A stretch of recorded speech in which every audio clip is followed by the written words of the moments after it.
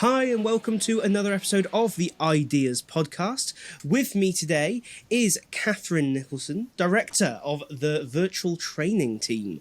And I think this will be a really interesting conversation because I think in all the talk of digitization and e-learning and video and podcasting, we sometimes forget that actually the bulk of training delivery not that long ago was done in a training room, in a classroom somewhere, with a facilitator stood at the front of the room with a pen and a whiteboard. And that moving overnight did not maybe go as smoothly as everyone thought it would. So I think certainly some of us underestimate that skill at times and forget that facilitation online is not the same as facilitation in the room. So Catherine, thank you so much for joining us. And I'll hand over to you for a proper introduction. Thank you, Tom. So excited to be here. Thank you for inviting me. So where do I start? Probably 12 years ago is when I delivered my first ever virtual workshop. And I was full of confidence, thinking this is the future, really excited, and it was a disaster. If you think about where we were 12 years ago, bandwidth as a start, platforms, we weren't really ready for this. I wasn't ready to deliver virtually because I didn't know what I was doing. I made that assumption that I could just do the amazing stuff that I do face to face and adapt it to deliver online and it'll be the same. And of course it wasn't. I had those tumbleweed moments that really hurt and the technology failed me on many occasions. So it's tough, but I stuck with it. I really believed, as I'm sure you've seen yourself, Tom, that it wasn't going to go away. The future was always going to be virtual as people became more demanding about how they work and where they work and work-life balance and being more inclusive and thinking about the environment, all of that. So stuck with it, learned to love it, thankfully, and got better at it. And then 5 years ago, almost exactly, we just celebrated our 5th year, we created the virtual training team to focus exactly on virtual training. And so that was 5 years ago. We were doing this before it was cool, before COVID, and before it was necessary. So we've seen quite a lot over the years. When we first started out, a lot of people didn't even know what virtual training was. They made that assumption that it was e-learning. So we had to do quite a bit of education around that. And we were quite niche because we were one of the few organisations that specialised in virtual training. Now, of course, every training company is a virtual training company.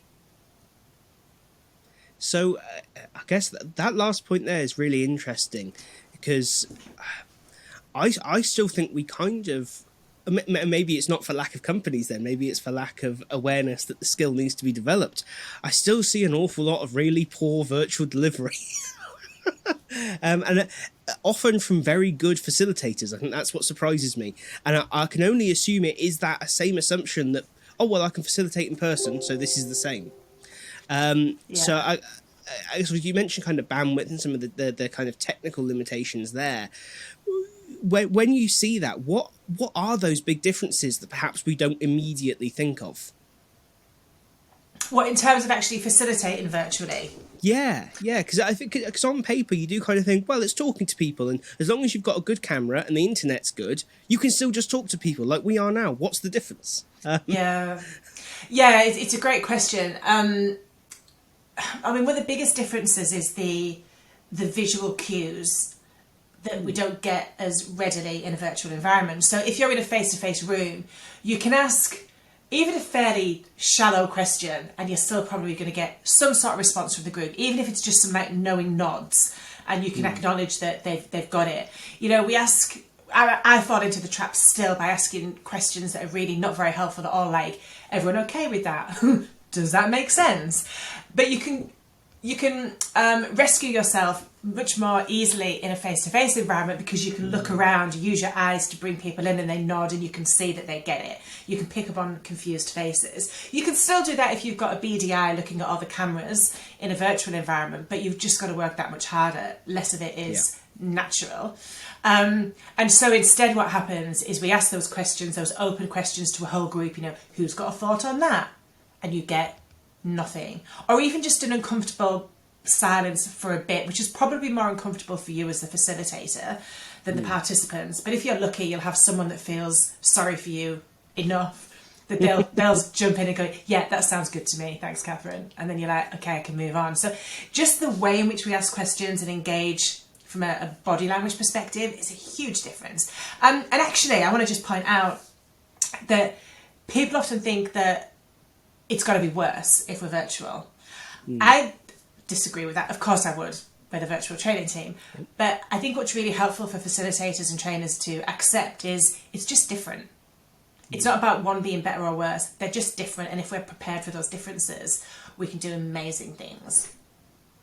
You know, I think it's interesting that, because we hear it a lot at the moment, specifically about kind of education, maybe as opposed to workplace training, that there's no way virtual can ever compete with being in the classroom or in the workplace, in the training room. And I don't know. I feel like that's kind of, it's a bit of a cop out. It kind of rings as, there's no way we can possibly develop this new skill set that we require. We must just go back to how it was. So it's a horrible question to ask in some ways, because I get frustrated when people ask me, how long does X, Y, or Z take? But I mean, what does that journey look like for a lot of people? I mean, you've got really, really kind of experienced facilitators, certainly in the training world. What does that sort of path look like in terms of, I need to go digital for the first time, I need to host a virtual session? Are we talking, it's 5 or 6 years to hone those skills again, or is it a much shorter journey? Or I realise it's different for everyone. But, who's got 5 or 6 years to hone anything these days? It's like, we need to get it quick, don't we? That's it, yeah. Definitely. Well, what we know from research, and actually anecdotally I've seen this, the 2 biggest barriers for trainers that make them either fearful of delivering virtual training or just making them not like it or uncomfortable. The 2 biggest barriers, first of all, is tech. They're frightened of the tech. The tech will go wrong, people won't put their cameras on, bandwidth will be an issue, and guess what? Yes, all of those things will happen. But then it happened in the face-to-face environment. The projector failed, or there was a fire alarm, or you forgot to bring your notes, or there wasn't enough chairs, or the room was too hot. So and you just deal with it, don't you? So first of all, the tech, and the technology has improved so much. So what I'm loving is the whole space race between like Zoom and Teams that's been going on. They're trying to outdo each other and keep up with each other the whole time, which is a little frustrating sometimes when you log in and there's been an update and you're like, oh, something's changed. How did that happen? But it's also great for us because it means we're getting more and more functionality and actually both of those organisations have recognised that what they first started out as, so Zoom was about meetings and Teams was about collaboration, they've now realised that a lot of training happens on these platforms, so they've had to adapt for that. So I think once you embrace the technology and make it your friend rather than your foe and play with it, make some mistakes. So when we do our train the trainer, part of that is we do practical sessions where people have a play, they have a go, they try things out. And I love it when the technology fails them because they've got to find a way around it. And then when it happens in real life, they've got their solution. And that's fine. And I think most people are quite cool with the idea that things will go wrong sometimes. But what I wanted to point out is that these platforms do so, and it's not just Teams and Zooms, there's loads of emerging platforms coming out as well now. They do such amazing things that sometimes that in itself can be overwhelming. But ultimately, if you know how to share your slides, switch your camera on, use the chat box, and maybe how to get your participants to raise a virtual hand, that's really all you need to deliver a brilliant virtual experience. The other stuff's great, you can add it in, but actually it's not the be-all and end-all. So the technology is the first thing. And you can show people how to use the tech, how to share their slides, how to do breakout groups, but you've got to play. You've got to play and practice. You've got to get friends and family to be, logging on different devices and just do it, have a go. But it's really intuitive and it doesn't take long. I think once you've ran a couple of breakout rooms, you've got it nailed. And then the other thing that we see as the biggest barrier is interactivity. Just that fear of getting people engaged. Are people multitasking? Are they answering my questions? Can I get a conversation going?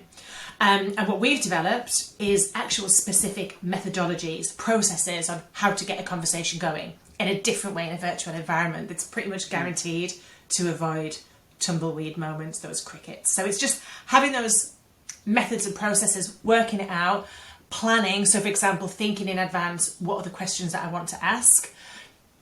planning those in rather than just like you might in a very familiar face-to-face environment, just come up with some brilliant questions in the moment, have those planned, and then you're ready and you're less likely to get those awkward moments. And so from a time perspective, I think once you have the know-how, it's just a case of applying it, and then you're doing it, and then you'll just get better and more comfortable with time. No, that's really interesting. I love the fact that you say about the tech is that, to an extent, ignore all the bells and whistles to start with. Because that's exactly how we talk about anything else when we're learning it, right? You start with the very core skill set, and then we expand as you become more competent. So I think it's nice to hear that kind of old training rule does still apply to all this new stuff. So I think you're right. I think there is not a lot of fear, but there is certainly fear about the need to develop a new skill set, and that the technology will make them a less effective trainer. But certainly in this world, sitting in an empty room because everyone wants to work from home will make you the least effective trainer in the world. So that's I think it's kind of tricky in that a lot of people don't have a choice in this jump, right? I think a lot of people feel like it's all happened very quickly. Of course, it hasn't actually happened that quickly. It just feels it because of the pandemic situation. This had started a long time ago, as you pointed out at the start. I know one thing we kind of discussed before we came on the show today was the kind of the power that facilitation, be it face-to-face or be it virtual, has at just becoming better in the world of L&D. Because I found it very interesting when people come into any part of it and never facilitate any kind of learning. They go straight into e-learning design, or they go straight into teaching people how to be an instructional designer, which is even more of an interesting move, having never done the job. But I'm really interested to hear what kind, where are your thoughts on that, about the kind of strengths you gain from facilitating virtually or from face-to-face? Where do I start? So a few things I was thinking about as you were talking there about, it feels like for a lot of trainers they've been forced into this because of COVID. And a lot of the resistance that we saw pre-COVID, I've talked about those barriers, but a lot of the conversation was around, face-to-face is much better, it'll never be the same. But I think if you scratch the surface, not for every trainer, but for a lot of trainers and facilitators, it was that personal fear of, and not just fear, almost like, I get my strokes from being in a room full of people, sharing my stories. We have a laugh. I get energy from the group, and that's why I do what I do. And I heard a lot of trainers feeling that when they first made the move to virtual, they weren't getting that energy from the group. The idea that you crack a joke, and because everyone's on mute, you don't hear anything back, and that hurts as well. So there are ways and means around that. One thing I just wanted to share as well is that I really feel that my face-to-face delivery got better as I got better as a virtual facilitator, because you've got to think more purposefully about what you do. I think looking at design, you talked about instructional design, I would say the same as well. So our face-to-face, not that we do hardly any face-to-face now, but the face-to-face design that we did got better because we were thinking much more purposefully. And that's because when you're designing for a virtual environment, purpose is everything. I mean, it should be in a face-to-face, but we always say that in a virtual environment, everything's dialed up because you're fighting for attention the whole time. Everyone's got literally the whole world at their fingertips. So the moment they feel that something's not relevant, they don't quite get why we're doing this, it's not interesting, you've lost them. And even if you lose them for 30 seconds, to then get them back and get back in the zone, it's hard work. So the design element is so important, that we're designing really in a focused, purposeful way. Everything's relevant, and we get ruthless. We get absolutely ruthless about what we include, what we don't include. I don't know, what's your thoughts on that? Yeah, no, it's funny. I've always kind of felt that when I would design for facilitation versus when I would design for content, be it e-learning, video, whatever, my design was always far looser in facilitation. It was always, when here, talk about X, Y, and Z. That'll do. That'll be fine. I'll figure it out as we go, and the conversation will inform it. And you're right. And I think until you have something to directly compare it to, it felt great, and it landed quote unquote well. And it was very natural and engaging, and all those lovely things we attached to it without really defining them. Whereas I think if you did that in, let's say, a piece of e-learning design, just include some information about this. No, what? With what image and at what size and the font and the this and the that and the transition material, you would never get away with it. And I think you're right. It can only improve things. But I think at the very core of it, there is that, what if I'm not good in virtual like I am in person? There's almost a little bit of concern about needing to be that slightly more specific, because I always think of a couple of people that I know that are phenomenal facilitators, like blow you away good training facilitators, who were really nervous about going digital, but who, once they did it and once they found their feet, all said exactly the same thing. Like, wow, I can't wait to get back in the training room, not because I don't like doing this, but because I'm going to take so much of what we've done virtually and bring it back into the room. And I think I think the future is probably a mix. There will be face-to-face sessions, but there will never be all face-to-face again. And I think that there shouldn't be. I think of all the 1-hour workshops that I've run over the years, and then some people will be sat in the room going, oh yeah, I travelled 3 hours to get here. And you're like, right, so this 1-hour workshop, we're actually paying you for 7 hours for. And often you can guarantee that's for like a time management workshop as well. Yeah, I got up at 4 o'clock this morning to go on this time management workshop. This is it. And it always felt like, this is mad. But the moment you would say, oh, well, let's just do it over Zoom, let's say, everyone would go, oh, no, you've got to be in the room in order to learn. And I think that's going to be... I always feel terrible. I seem to that will be the silver lining of this whole situation. There's no silver lining to this whole situation. It's been terrible. But I think moving forwards, there is no longer that no, people can't learn remotely argument. That is now finally, I think, dead and buried and gone forever. Yeah. Because trust me, people have learned a lot over the last 2 years. They can never really argue that again. So I think that's a real big positive for this whole thing. It's like the whole thing of working from home as well. You know, at the beginning of lockdown, organisations just had to accept that, okay, you've got a laptop, you've got a kitchen table, and you've got Wi-Fi, go for it, you're working from home. And there was this massive fear that people will play up, they won't work hard, productivity will go down, all of that. And it didn't. People were great. They found their way, they found their groove in the whole working virtually. And the same goes for virtual training. All of those people that were like, oh, well, we'll put up with it. And I remember... towards the beginning of lockdown, we were doing some work for an organisation where they'd planned on pulling everyone from all over Europe to Denmark to go to Lego head office for this 3-day innovation, massive workshop thing. And they couldn't do that. We had to do it virtually. And so we got involved to help make that happen. And the real shame of it was the big cheese, the chief exec, whoever he was, that introduced the sessions and welcomed everybody in, started out by saying, look, I know we were going to be together in Denmark, and unfortunately we can't be because of COVID, but unfortunately we're just going to have to put up with doing it virtually. And he'd instantly put this is the poor relation of what you could have had. And actually the whole event was a brilliant raving success. And we're hearing more and more examples. I can just think of another organisation that we work with that, as we started to come out of one of the lockdowns a little bit earlier into hybrid working, they were like, we want our training to be back to being in person, please. Can we do that? And we were like, and the organisation was like, okay, let's do it. So they brought everyone back in for face-to-face training. And then the participants were like, why do we have to travel to come and do this training? We could have done it from home. And so they thought they wanted face-to-face training when it was available. But then in reality, they were like, actually, it's not necessary. No, this is it. And I think there is that... I was chatting to some other people about it not long ago. And I think L&D has still a very, it'll be great when we can be face-to-face again. You gotta go, have you asked your learners about how they feel about this? Because I don't think that's going to be their response. They don't want what you think they want. It's a bit like all the years we spent sending them slideshows. We go, we'll send you the slides afterwards. Oh, good, because they really want your slides. Yeah. They'll totally look at those. All the 60-page workbooks. Every time you ask the user what they want, it's never what you think. Or very rarely what you think. And I think that's going to be the same thing. Because you're right, people don't want to travel needlessly anymore. They've seen they don't need to, so why should they? Yeah.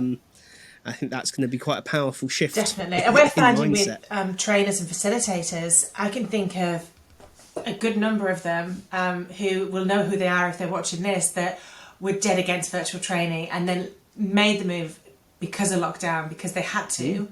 And now they're like, no way am I going back into the classroom. I'm loving this. This is the way I want to continue. So we struggle to find coaches that are willing to do face-to-face training. And I think I think a couple of years ago that would have surprised me. I thought you'd be inundated with the reverse, but I think now it's going to be impossible to roll back the tide now. No. I think it's happened and it's done, and the world will just have to adjust, as it were. So one thing I'm always really interested in is we spoke about how the technology keeps moving and there's this kind of space race between the two providers. We often look to technology to solve all the world's problems in L&D, but I think this is one space where maybe the tech wasn't where it needed to be not so long ago, and it was a kind of you can do a video call, that's sufficient, as you said. Now they've kind of taken off. What's the next step in that tech space? What are the things that are exciting or that we're going to be seeing soon? You can see my eye pattern movements here because my brain's jumping all over the place. Where do I start? Because this is the stuff that really excites me. So predictions. Obviously, we don't know for sure. Predictions. One is, I think we're going to see a shift in people bringing more analog training into the virtual environment. Okay. It's like a little bit like going retro, or a little bit like old school. It's like, what are some of the things that we do miss from face to face? Like for a lot of trainers, the flip chart was their best friend. You know, they would draw on the flip chart and explain things on the flip chart. You can still do that virtually. Bring your flip chart in. You've got a camera. If you're on Zoom, you can have two cameras, so you can be like drawing on a piece of paper on the desk, and your participants can see everything. We did an advanced trainer session a couple of weeks ago, where we had, I think it was 36 like interaction techniques that we wanted to talk about. To go through a list of 36 stuff is just like too boring. So we actually got a little bingo machine, like an actual bingo machine with balls in it, that's sat on my shelf here, and we played bingo with an actual. So it's like we went analog but in a digital environment. So I'm imagining we're going to get more of that going on to bring it. So we're not just relying on PowerPoint, and I think that's the next trend. Is that I love PowerPoint. PowerPoint's great. We try and make our PowerPoints look like they've not been created on PowerPoint. I think we've fallen into the trap or habits of going easy with PowerPoint, using the predefined templates and smart art and all of that. So, you know, we need visuals, and PowerPoint and Prezi and other platforms can help us with that. But I think it's about moving beyond PowerPoint. What else can we do? So there's great applications that, you know, we're all aware of things like Mentimeter and Kahoot and Mural, and there's more of these things emerging that I think will come into our delivery. And then we can't ignore the fact that virtual reality is around the corner. I know we've talked about it for ages and ages. A lot of organisations are using it from a technical training perspective. I saw quite a few years ago, I went to a conference and Rolls-Royce were demonstrating how they were using virtual reality. And you could literally, you know, you could be an apprentice taking apart an engine to the point where if you dropped a screw onto the floor, you could look down and it was there. You could pick it up. It was that real. But I think we're going to see virtual reality coming into like soft skills training. I hate that term, soft skills, but you know, more behavioural types of training. And if you want my ultimate prediction about the future, holograms. It's got to happen, hasn't it? Where we're all going to be, it's going to feel like we're in a physical space together, but we're all a hologram, and you can walk around, you can work on flip charts, you know, you can chat to people. That's got to come, surely. You heard it here first, by the way. There we go. I think that's really interesting. Yeah, I think it's so tricky when you look at the future techs. There have been so many false starts over the year. This is the year where tech's going to do this, and you're like, oh no, it's fine. Everyone relax. Nothing's happened. But it kind of feels like we are at a point now where these businesses have realised there is a demand, there is a need, and if they hurry up and do it, that people will pick it up. I think the fear is, like you say, I think VR is the prime example of, I think if anything stops VR becoming successful, it will be its own hype. for the last 5 years, it's been, this is the year of VR. Yeah, And then it's we're there so true. going, Yeah. I'm still waiting. Come on. Yeah. I'm still waiting for the affordable, high quality, easy to create for headset. Come on. But it feels like we're closer than we've ever been before. But I know sometimes I just worry that the gap is bigger than it seems. But it's difficult to tell, I suppose. And we're going to go probably down the same route of like, you know, so when we had face-to-face training, then e-learning came out. It's like, well, why would we do e-learning when we could just get in a room together? And then we had the same thing with virtual training. Well, why would we do that? And I guess part of the challenge with VR is we're doing all right, thanks. Why do we need it? You know, it's got to add actual value. And probably to begin with, it won't. It'll be a novelty and a gimmick, like most of these things are. But people like you and me and, you know, early adopters will embrace it and explore it, and ultimately I'm sure we'll find ways that we can use it that really do add loads of value. Because, you know, even now there's loads of great apps and platforms and things that we can use in our training, but sometimes they're just cool things to play with. They don't actually add any value, but we should always still play with them. Maybe not in our workshops, but we should still play, because they are the future and they will evolve and adapt, and we'll find ways that we can use a lot of it that does add value, that contributes to purpose, that and that's exciting. You know, who knows what's coming. Yeah, definitely. I do hope it happens with VR. As much as I often express my, I don't know, I'm not sure about VR at this point. But I think it's exactly that I've yet to see someone say this is the value. And that's so often is, I think, where, and you're right, it is going to be people playing with it. It's not going to be obvious, because VR is never going to target the learning market. VR is going to target markets that really have money. We sometimes think, oh, we're a big market. You're like, no, video games are a big market. You know, car manufacturing is a big market. Workplace L&D, not really, not by comparison. So I think it's always going to be a looking for that value in a product that we can bring in. But I do hope it's found, though, because it's really cool technology. It is, and you know, I think we both accept that it's not going to turn up all wrapped up with a bow and it ready to go. This is going to add all of this extra value. We've got to find that for ourselves. We've got to work it out. Definitely. But on the just of technology, I was thinking the other day, I was working with a company not so long ago who needed someone over a couple of days to produce their online or their virtual training session they were running. And they had really gone sort of the whole way with it, with multiple camera angles and kind of a control desk for controlling cameras. And it was a real eye-opener for me, because I mean, my kind of skill in that area is with cameras and lighting equipment, not necessarily with the facilitation of virtual stuff. So it was a real eye-opener to me of saying, wow, this has come a long way from, you know, 720p webcam and Zoom. Because they're like, oh yeah, no, we run these seminars a few times a year, and it's this and it's that and that kind of thing. It's like, wow, this is incredible. It was like almost like a TV production. You know, I think they had something like 8 different cameras, and you were right, it was a case of one camera was on the flip chart area. So when the trainer needed to go to use the flip chart, over to the flip chart we would go. And it was so nice to see a company say, virtual is the way, we're going to invest time, energy and money into a setup that lets us deliver like this.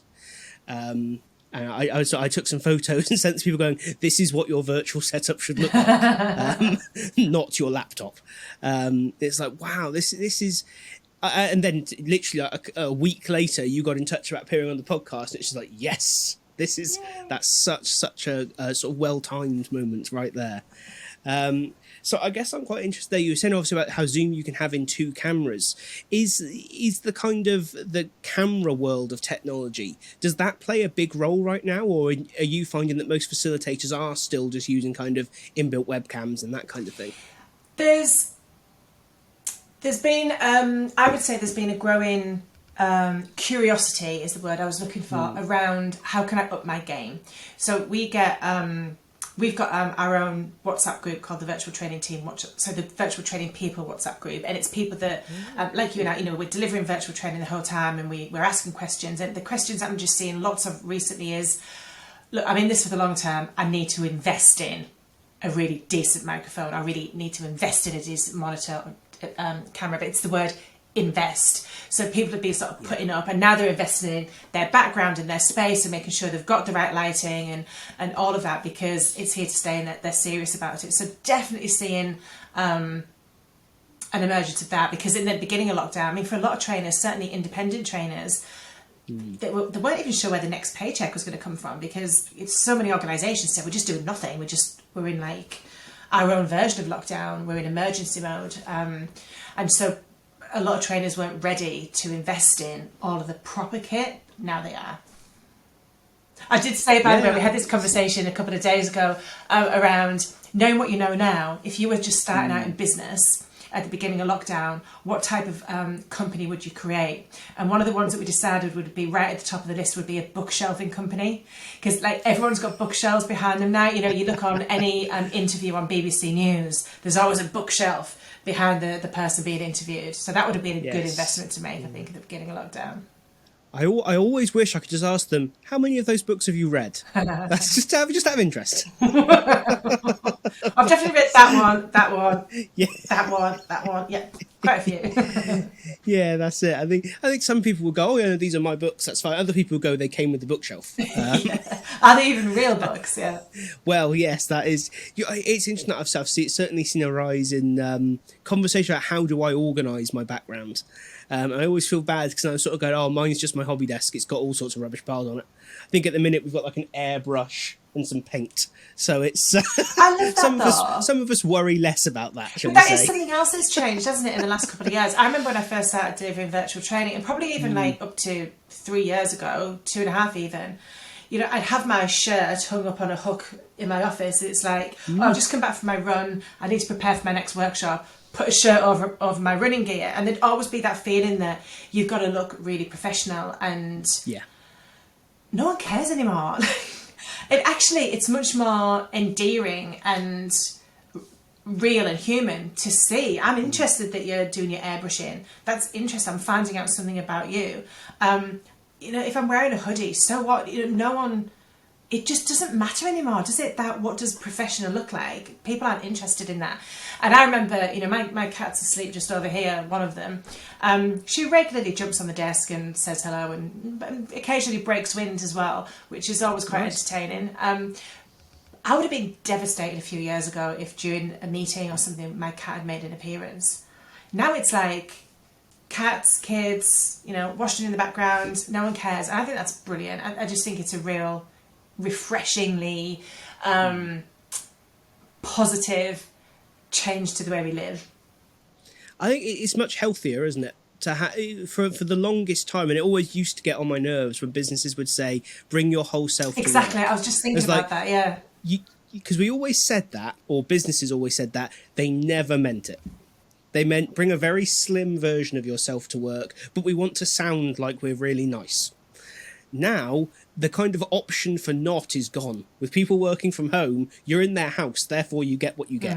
If they're wearing clothes, great. Other than that, even if they're wearing clothes from the waist up, that'll do. Exactly. Yes, as long as they remember and don't stand up, you're fine.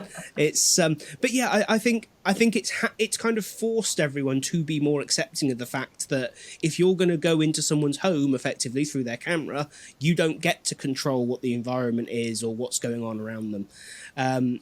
My hope is that acceptance kind of stays there. That doesn't change as work from home. I don't think work from home will stop, but I think it will reduce, because there are some people who absolutely hate working from home, which I get. I always think I'm very lucky to go, well, this is my office space and this is full of my things.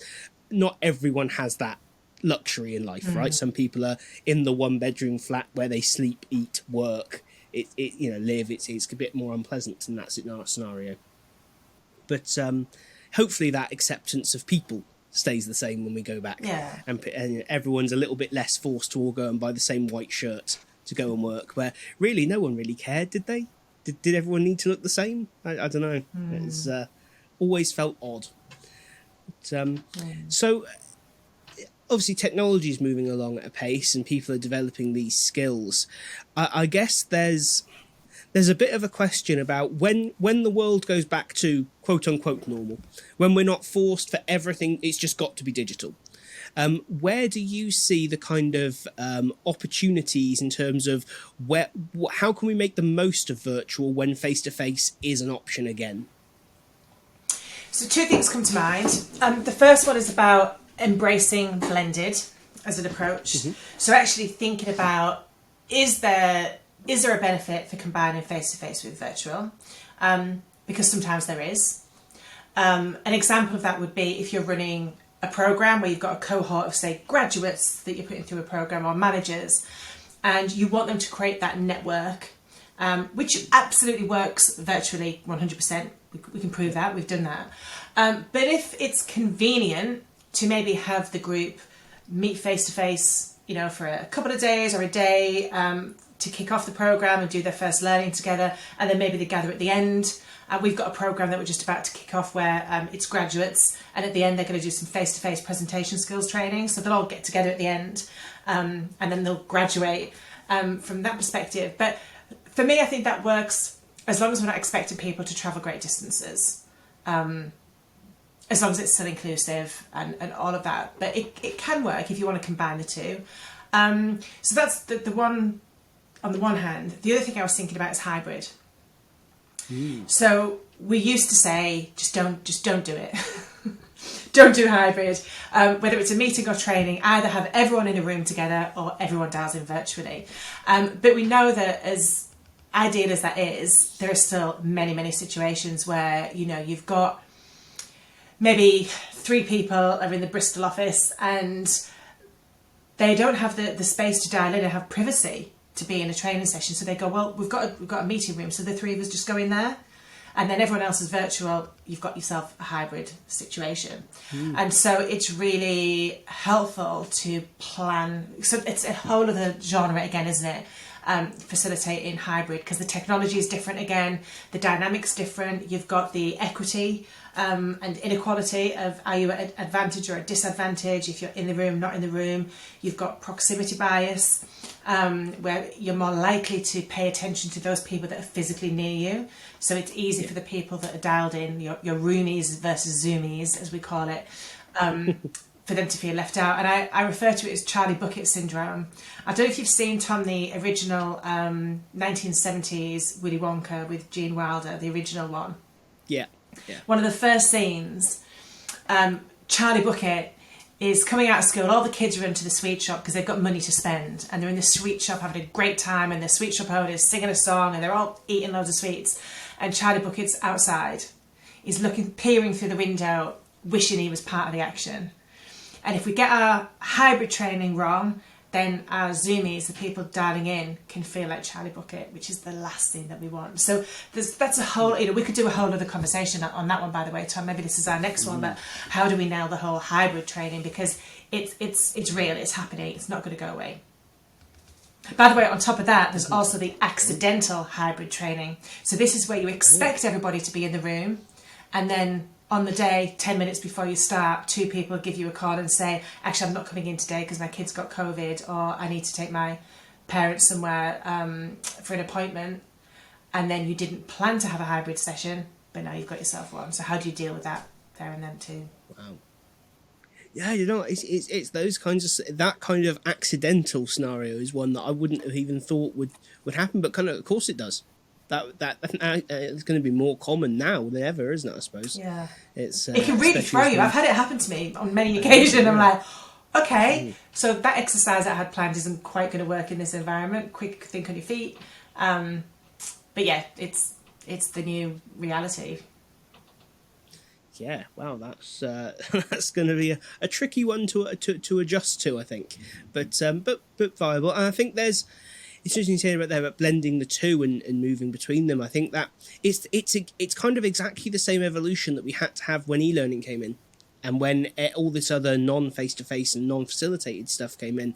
That it's not about replacing. It's not about completely making a switch. It's about finding that balance. It's about finding the topics that work best where for your specific audience.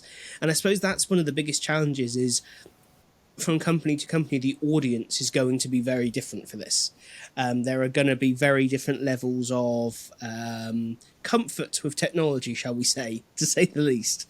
And I just wondered what kind of advice you would give to people, because I know a lot of people are in the place where they want to engage in this, they want to run it, they want to facilitate the sessions, but there is a discomfort in the business or among the end users about sort of running, I don't know, let's say inductions on a virtual level.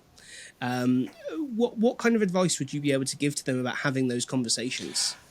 The first thing I would say is to explore where that pushback is coming from. So sometimes it's just, well, we've always done it face to face. We did that before lockdown, so we'll just go back to it because that's how we do it. But without really ever thinking, but why? Why does it have to be face to face? What are the advantages? And people that haven't really been exposed to good quality virtual workshops and programs, because that's something else as well. Sorry, I'm going to backtrack just slightly, but it's something that we saw quite a lot, less so now, but certainly 2 or 3 years ago, is organisations saying that we don't need your help running virtual, we're going to just figure it out ourselves. And then they'd have a go, and then they'd come back to us and go, oh, that didn't work. Like, we had a go, people didn't engage, the feedback wasn't very good, the learning transfer wasn't very strong. And so then they came to us and we were like, don't wait to get it wrong, let us help you right from the start. And so it's just that experience of those poor experiences sometimes fuel those views of we've got to do it face to face because virtual isn't as strong. So I would always say try and seek to understand actually where those views are coming from. And then build your case. So there's a few ways of building your case, because there's the case for cost. And cost comes from actual pounds and dollars of travel time, room hire, subsistence, hotels, all of that. But also it's the cost of time out. And also now we're measuring time away from home. So that's something else as well. It's, people are much more like demanding of, I don't want to spend time away from my kids, my partner, my dogs, my cats. That's a cost on their time as well. So there's the cost element. Now more and more organisations have got policies around carbon and carbon usage. And you can actually go online. There are calculators that you can put in to try and work out what the equivalent carbon usage would be of an event. And then most organisations, thankfully, now have policies around diversity, equity and inclusion. And there's a case that you can build that, is it fair to ask, because you've got the classic, haven't you, for a lot of organisations, the face-to-face training happens at head office or the main hubs. Yes. And if you're further afield, you're always the one that has to travel. So it's convenient if you're thinking, well, I'm a senior person at head office, I think we should do it face-to-face, this induction.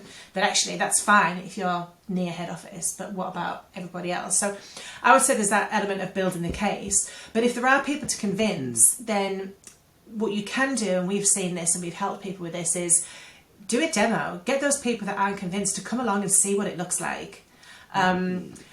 Get your people who are influencers as well to come along and be champions for it, to talk about it and go, actually, it's great.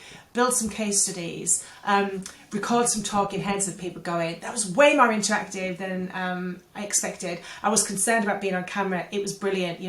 So building the case and building the brand and marketing it as you would anything that we're trying to convince people of, building that belief in whatever your approach needs to be.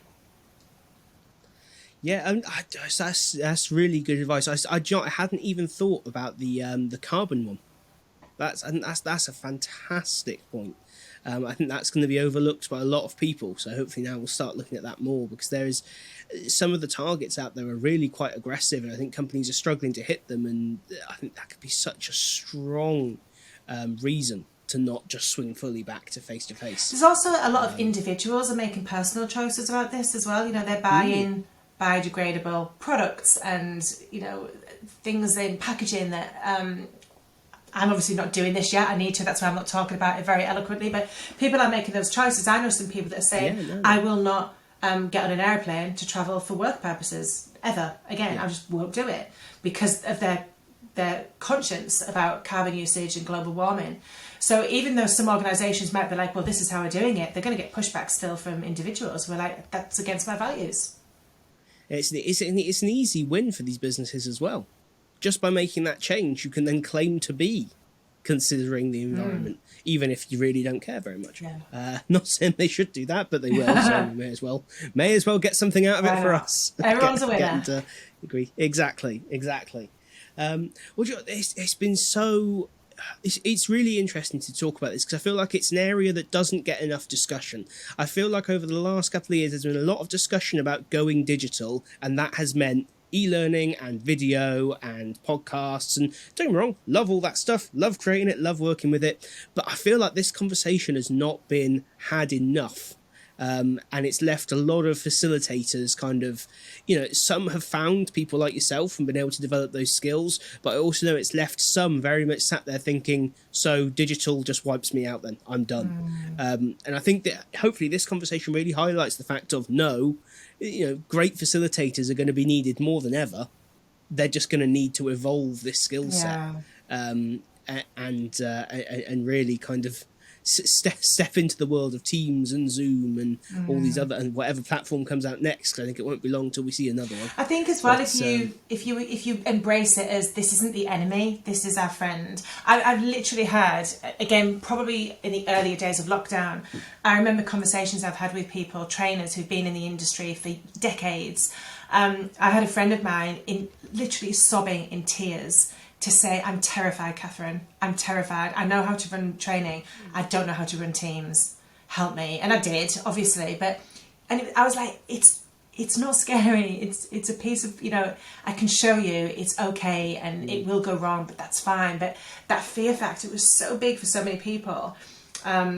And so as the technology will continue to change and emerge, and the moment you go, well, I've napped this now, I've worked out Zoom, I'm fine, you're in a dangerous place, because it's going to keep changing, and you are going to keep logging in and going, why has that moved? Where's my chat box gone? What's going on?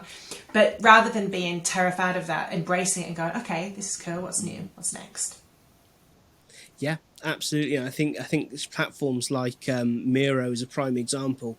Earlier this year, later last year, I got to run some sessions on that, and that's a different tool to what I thought it was completely. Yeah. I was like, what do you mean you can run training on here? It's like, oh yeah, it's got video functionality and all. It's like, wow, this is so much further than you think it's got. When you're not there day in, day Definitely. out. But yeah, really fascinating. So thank you so much. I think it's a really useful conversation for people to have. Just before we kind of wrap up, I always like to finish up by giving people an opportunity to kind of talk about whatever they're excited about at the moment, or whatever they think that the next big thing in their area of L&D is going to be. So anything you want to talk about? Yeah, actually. So a big conversation that we're having right now here at VTT and with friends of VTT is this whole idea. So we're literally going into the 2-year anniversary of when we first went into lockdown. And a big question that we're asking people is just look back at, on the last 2 years, predominantly around like how we've been working. Imagine if we did exactly the same for the next 2 years, what that would do to us. From a physical perspective, there's talk about the fact that we're sitting down for such long periods of time every day. It's like the equivalent of being on a long haul flight. That can't be good for us.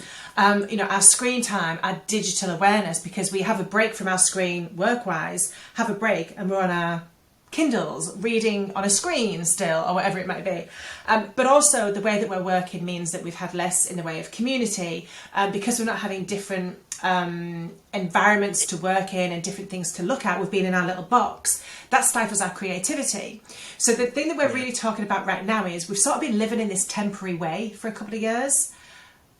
How do we grab that and start to take charge of it and become an architect of our future? Because a lot of the psychology that's emerging right now around it still feels uncertain. We still feel like it's all happened to us.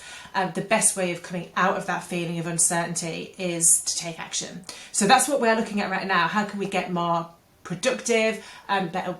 And this is more than just what we've talked about during COVID around work-life balance and well-being. It's beyond that. It's how do we really take charge of our workspace, our way of working, community, and creativity, and just because we don't know what the new norm is. We still don't know what it is. So let's just make it happen. Let's not wait. Let's just do it. And that's like a real conversation that we're having right now. Loads of that going on. Wow, that's a heck of a conversation. that's a big thing but I think it is something people need to start grappling with. Because probably, I guess, if you don't take an active role in shaping what that's going to be, it's going to be shaped by someone else. Yeah. And then we go back to the world where a lot of people are unhappy with their working environments.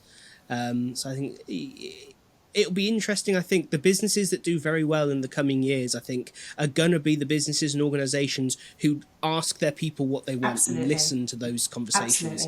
I think those, historically, those that have gone, we're an amazing place to work because we decide what amazing to work at looks like, they're going to struggle.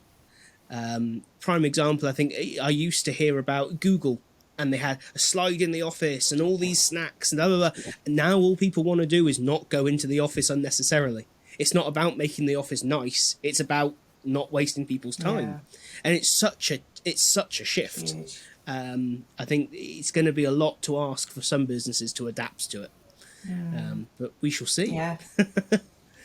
Awesome. Well, thank you so much for sort of coming on the podcast. I think, yeah, this conversation has been really interesting for me. Hopefully some of you listening have found it interesting as well. Hope so.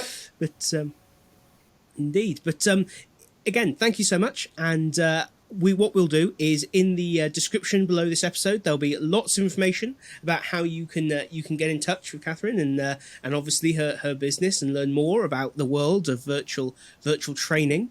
And if you are struggling with it, who else would you go to? Let's be honest. Thank you, Sam. It's an important skill set, and I think even if we kind of touched on this earlier, even if you're not a facilitator now, or you used to be, or you do other training, it's a skill so worth learning.